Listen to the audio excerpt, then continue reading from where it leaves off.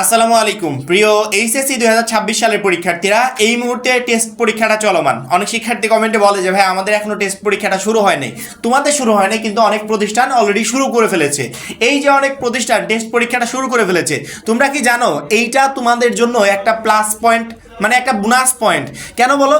এই যে টেস্ট পরীক্ষাগুলো হচ্ছে, তোমরা কি একটা শিক্ষার্থীও এই টেস্ট পরীক্ষার প্রশ্ন সংগ্রহ করেছো? মাত্র 310 টাকায় যারা এখনো আমাদের এইচএসসি 26 টার্গেট প্লাস কোর্সে যুক্ত হওয়া নাই, খুবই দ্রুত করো। কারণ কি, একটাই মাত্র কোর্সে তুমি সকল সাবজেক্টের একদম শর্টকাট সাজেশন পাবে পিডিএফ আকারে। সেই সাথে বিগত বছরগুলোর বোর্ডের এমসিকিউ পাবে উত্তর সহ পিডিএফ আকারে। প্রত্যেকটা চ্যাপ্টার অ্যানালাইসিস করা সকল সাবজেক্ট সকল গ্রুপের জ্ঞানমূলক এবং অনুধাবনমূলক প্রশ্নোত্তর পাবে পিডিএফ আকারে। এছাড়া লিখিত অংশে শর্টকাট টেকনিক, গ্রামার অংশে শর্টকাট টেকনিক, পড়াশোনার রুটিন, এ প্লাস গাইডলাইন, এভরিথিং থাকবে এই একটা মাত্র কোর্সে। এই টোটাল বিষয়গুলো আমরা একটা প্যাকেজ আকারে তোমাদেরকে রেডি করে দিচ্ছি, যেই প্যাকেজের মূল্য মাত্র 310 টাকা। যারা এখনো কোর্সে যুক্ত হন, স্ক্রিনে যে নাম্বারটা দেখতে পাচ্ছ এই নাম্বারে 310 টাকা কোর্স ফি পাঠিয়ে এই নাম্বারে হোয়াটসঅ্যাপে আমাকে জানাবে ভাই কোর্স ফি পাঠিয়েছি। সাথে সাথে তোমাকে গ্রুপে যুক্ত করে নিব, তখন থেকে তোমার এই প্লাস প্রস্তুতি শুরু হয়ে যাবে। মানে কেউ কি বলতে পারবে যে আমাদের একটা প্রতিষ্ঠানে, মানে বাংলাদেশের যে কোনো একটা প্রতিষ্ঠানে টেস্ট পরীক্ষা হয়েছে, সেই টেস্ট পরীক্ষার প্রশ্নটা আমার কাছে আছে? বাংলা প্রথম পত্র পরীক্ষা হয়েছে, সেই প্রশ্নটা আমার কাছে আছে? বাংলা দ্বিতীয় পত্র হয়েছে, সেটা আমার কাছে আছে? কেউ বলতে পারবে?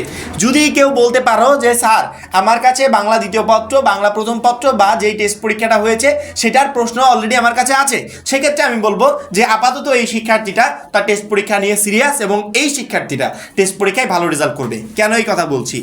বিগত কয়েকদিনে যে টেস্ট পরীক্ষাগুলো হবে, তুমি যদি বলো যে আমার টেস্ট পরীক্ষা 15 তারিখে, তাহলে আমি বলবো 14 তারিখ পর্যন্ত যে সকল প্রতিষ্ঠানে টেস্ট পরীক্ষা হবে সেই প্রশ্নগুলোকে একত্রিত করো।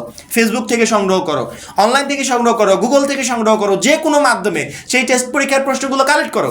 কালেক্ট করে দেখো প্রশ্ন কেমন হয়েছে, কোশ্চেনগুলো কেমন আসছে, কোন জায়গা থেকে বেশি প্রশ্ন হচ্ছে, প্রত্যেকটা প্রতিষ্ঠান প্রায় কমন কোন জায়গা থেকে প্রশ্ন করছে, এগুলো একটু খেয়াল করে দেখো। তোমার টেস্ট পরীক্ষায় কেমন প্রশ্ন আসবে তুমি এমনিতেই বুঝে যাবে, এগুলো কাউকে জিজ্ঞেস করতে হবে না। এই তো প্রায় 2 ঘন্টা আগে একটা শিক্ষার্থী, আজকে তার বাংলা প্রথম পত্র পরীক্ষা ছিল, তো পরীক্ষা দিয়ে এসে বলছে যে আমি টেস্ট পরীক্ষাটা সম্পূর্ণ করলাম।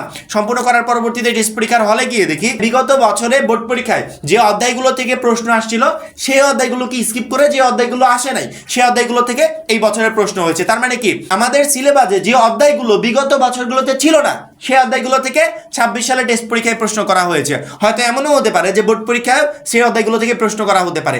এখন ওই শিক্ষার্থীরা, মানে একটা প্রতিষ্ঠানের মন্তব্য এটা যে তারা বিগত বছরগুলোতে যে অধ্যায়গুলো ছিল না, নতুন যেগুলো 26 সালে সংযোজন হয়েছে সেই অধ্যায়গুলো থেকে কোশ্চেন করেছে।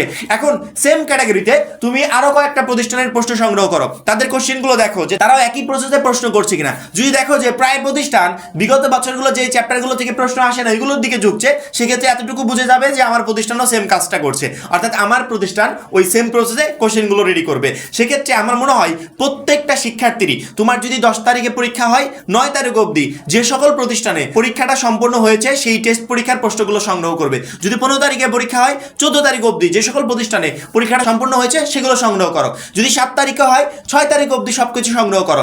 এই টোটাল কোশ্চেনগুলো যখন তোমার কাছে থাকবে, টেস্ট পরীক্ষার প্রশ্ন কেমন হবে বা কোন অধ্যায়গুলো থেকে প্রশ্ন আসবে সেগুলো অটোমেটিক্যালি তুমি বুঝে যাবে। এগুলো আমাকে বলতে হবে কেন যে তুমি প্রশ্নগুলো সংগ্রহ করো? তুমি তো অলরেডি আমার বলার আগেই তোমার সংগ্রহ করা উচিত। যদি কোনো শিক্ষার্থী ফেসবুকে, ইউটিউবে বা গুগলে খোঁজাখুঁজি করে থাকো যে ভাইয়া খুঁজেছি পাই নেই, সেক্ষেত্রে আমি বলবো আর 2-1 দিন অপেক্ষা করো।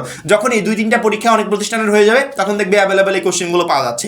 এই প্রশ্নগুলো সংগ্রহ করে ওইদিকে একটু খেয়াল করবে যে কোন কোন চ্যাপ্টারগুলো থেকে প্রশ্ন করা হচ্ছে, কোনগুলো হচ্ছে না, এগুলো একটু সংগ্রহ করবে। সেক্ষেত্রে আমার মনে হয় এই কোশ্চেনগুলো তোমার টেস্ট পরীক্ষায় তোমাকে প্রশ্ন কমন পেতে প্রচন্ড পরিমাণে হেল্প করবে। আর আমাদের পিডিএফ কোর্সে যে সমস্ত শিক্ষার্থীরা যুক্ত আছো তাদের ক্ষেত্রে তো আমি আলাদা করে কিছু বলবোই না।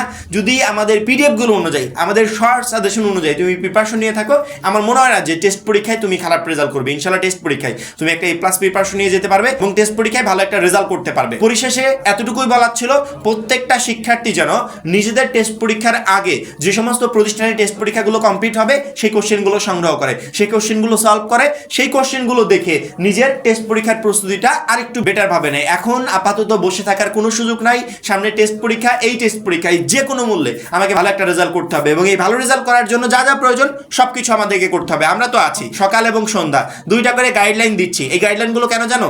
তোমাদের যে জায়গাতে ভুল হচ্ছে সেই ভুলগুলো ধরিয়ে দিচ্ছি, যে জায়গা আরেকটু বেটার প্রিপারেশন নেওয়ার দরকার সেই জায়গা দেখিয়ে দিচ্ছি। অর্থাৎ আমাদের এই ভিডিওগুলো টেস্ট পরীক্ষা শেষ হওয়ার আগ অবধি তোমাকে সঠিক পথে রাখবে, সঠিক গাইডলাইনে রাখবে, যাতে তুমি টেস্ট পরীক্ষায় ভালো একটা রেজাল্ট করতে পারো। আর যারা এখনো আমাদের এইচএসসি 26 টার্গেট প্লাস কোর্সে যুক্ত হওয়া, খুবই দ্রুত যুক্ত হয়ে যাবে, কারণ তুই একটা মাত্র কোর্সই তোমাকে প্রত্যেকটা সাবজেক্টে A+ পেতে প্রচন্ড পরিমাণে হেল্প করবে। সবাই ভালো থাকবে, সুস্থ থাকবে, আল্লাহ হাফেজ।